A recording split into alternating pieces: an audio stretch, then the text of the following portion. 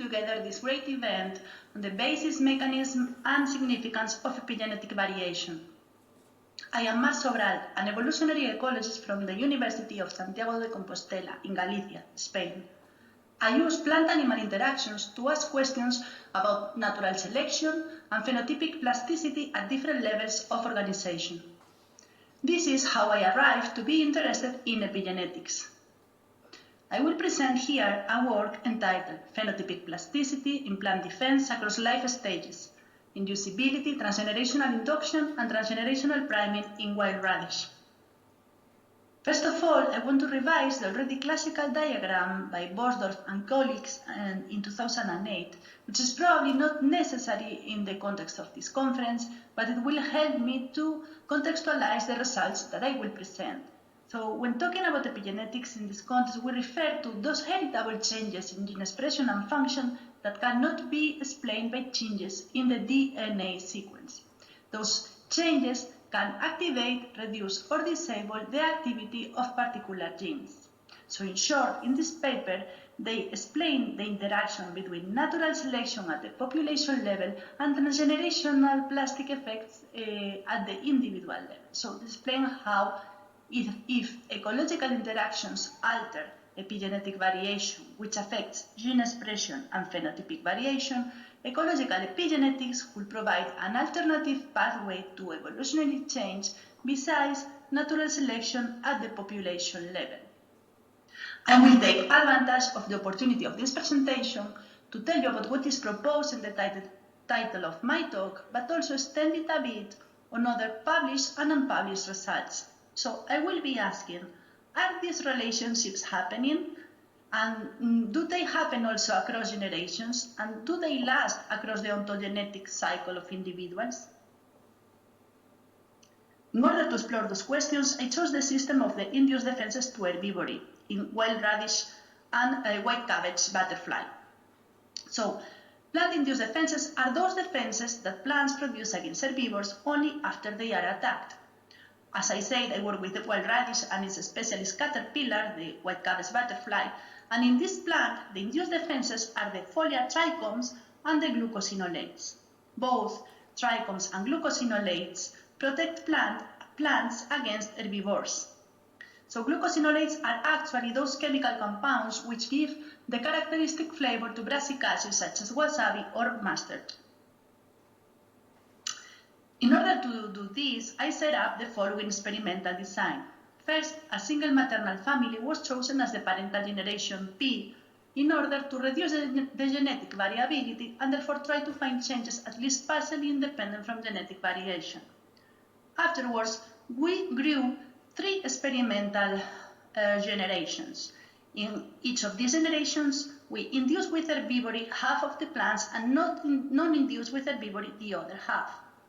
In this way, after 3 generations, we had plants which had been induced three times across their ancestral line. For example, these guys here have been attacked with herbivores, their mothers were attacked with herbivores, and their grandmas were attacked with herbivores. But then we have all the other possible combinations. For example, these plants here had not been attacked, either were their mothers or their grandmothers. So in this way, we could build this factor, which is the number of induction in the ancestral line. The induction treatment consisted of setting up 2 caterpillars per plant when the plants were at the 2-leaf stage and the caterpillars were at the instar 1 or 2. So we let them roam freely around the plant for 2 weeks when most caterpillars had pupated and the plants were considerably larger.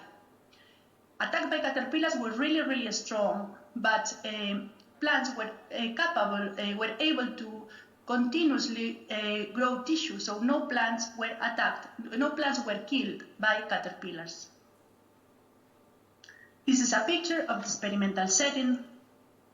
So in each plant, both induced and non-induced plants were sampled before and after herbivory or non-herbivory treatment for glucosinolates, trichome density, and epigenetic profile. So there are several epigenetic mechanisms. One of the best known epigenetic mechanisms is the methylation of the cytosine basis of the DNA. In this project, DNA methylation events experienced by individual genotypes were assessed. A simplified methylation-sensitive amplification polymorphism method was performed. In this technique, genomic DNA is digested by methylation-sensitive enzymes, providing an epigenetic fingerprint of the plants. Specifically, HPA2 cleaves CCG sequences when non-methylated. Therefore, the change of presence to absence of a marker implies a methylation events in a particular locus. This is how we could have an epigenetic fingerprint of each individual, both induced and not induced, before and after the 2-week herbivory treatment. So I will focus on the following questions during this talk. First, does herbivory induce methylations in plants or their offspring? Second, does herbivory induce trait changes in young and adult plants? Third, are these effects cumulative across generations? And fourth, are there ecological consequences of these effects? So the first question, the question about methylation induced by herbivory, was explored in plants of the second generations, where we have individuals which are attacked with herbivory, individuals which are not attacked, and coming from mothers which are attacked or coming from mothers which are not attacked. So here we have the methylation results comparing plants which have been attacked with caterpillars to plants which have not been attacked. But this is always when plants are coming from non-attacked mothers. So what did we find? We find that plants attacked by caterpillars have a higher probability of methylation per locus than plants which were not attacked. But what happens when we include here the results of plants which are coming from attacked mothers? So here we have the complete set of results for methylation. As we saw in the previous slide, attacked individuals have a higher probability of methylation than non-attacked individuals. And this happened in both groups, so groups coming from non-attacked mothers and plants coming from attacked mothers. In both cases, the attacked individuals had a higher probability of methylation. But what is the most interesting result of this graph? And it's a difficult result to explain, so I will try to do my best. As you can see here in the table of stats, the effect of current and maternal herbivory is opposite.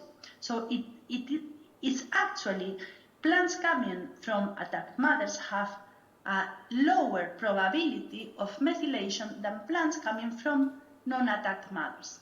So this result could seem counterintuitive, but it is not, because we need to remember what we are measuring in our methylation assessments. So we are measuring the methylation that is happening in each individual genome, in each individual plant, before and after the herbivory or not herbivory treatment. So we could expect that if some plants are being born with already methylated loci, and these methylations are specific to some particular loci, these plants with transgenerational methylations will be able to undergo a fewer number of new methylations during the new herbivory treatment.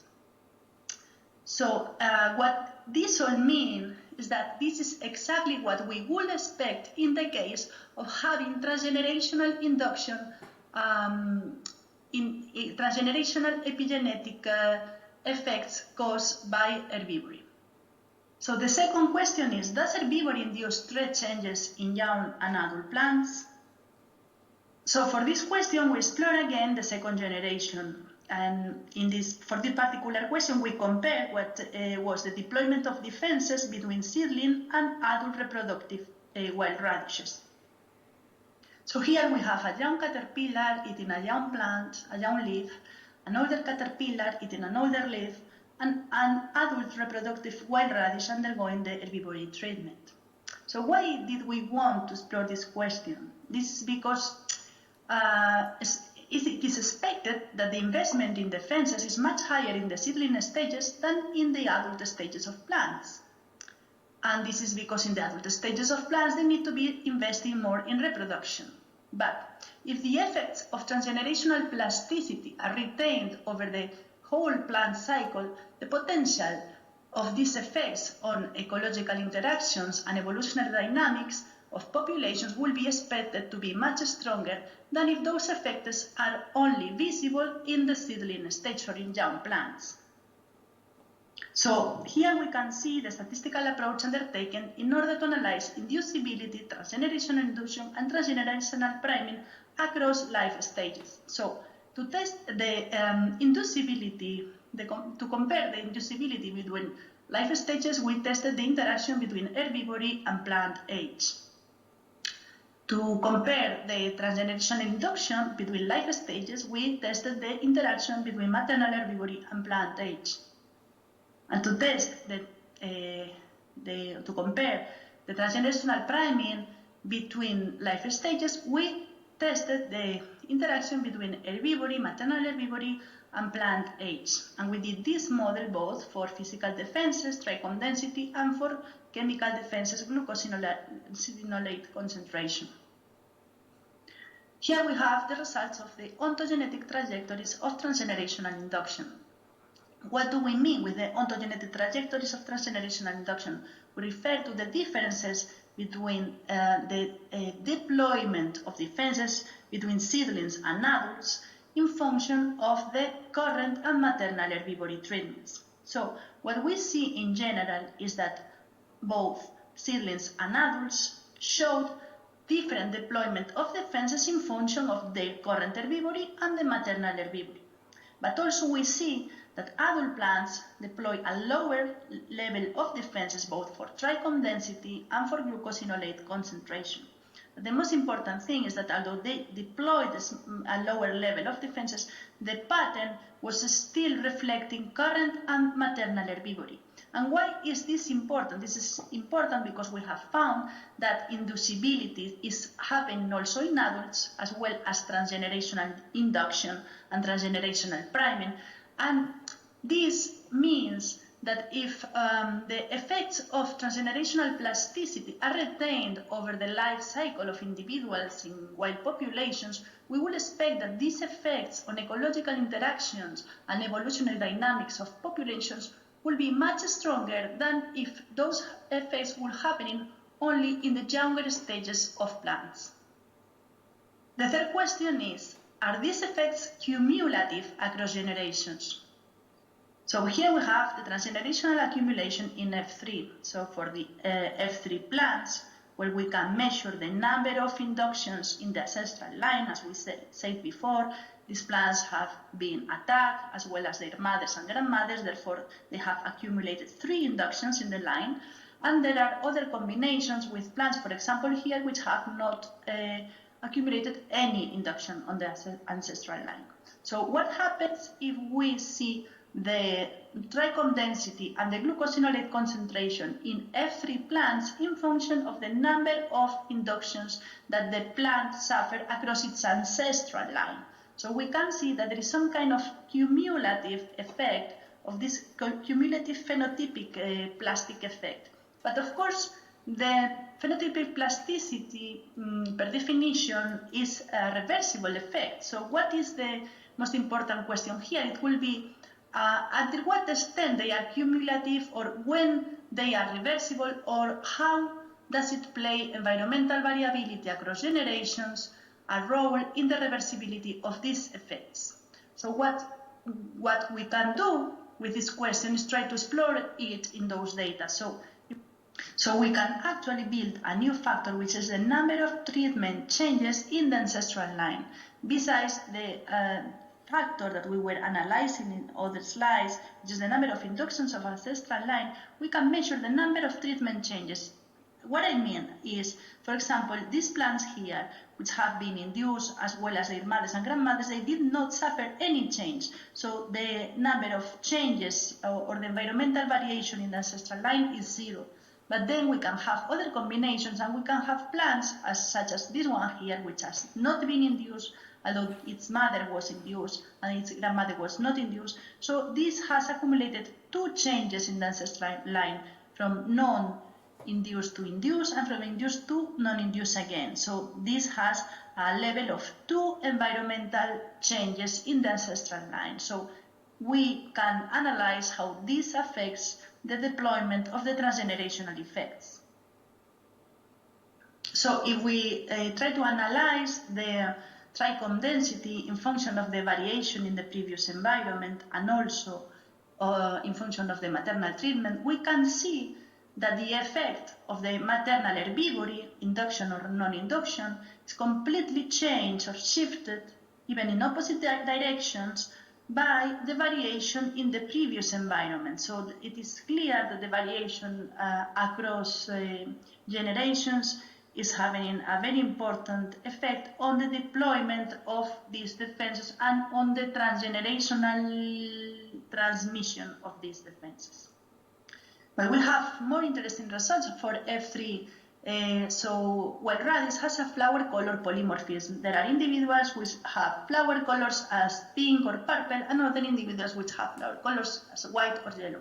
So pink and purple individuals have anthocyanin in their flowers, because anthocyanins are flower pigments, and these flower pigments are related biosynthetically to glucosinolates. So we asked our data in F3 if the probability of presenting anthocyanin of plant individuals was somehow related to the current herbivory, maternal herbivory, and grandmaternal herbivory of the plants. And we found that there is indeed an effect of maternal herbivory on the probability of developing flower color with anthocyanin.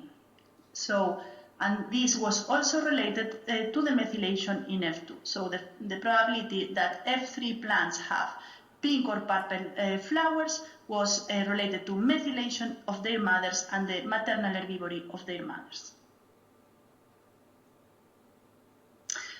The last question is that, are there any ecological consequences of this effect?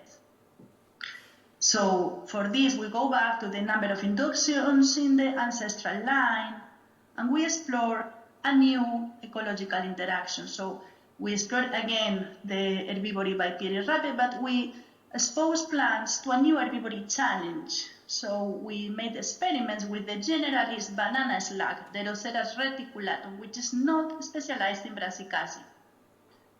In these palatability experiments that we can see here, we found that caterpillars ate the same amount of leaf tissue, regardless of the number of inductions that plants had suffered across their ancestral line.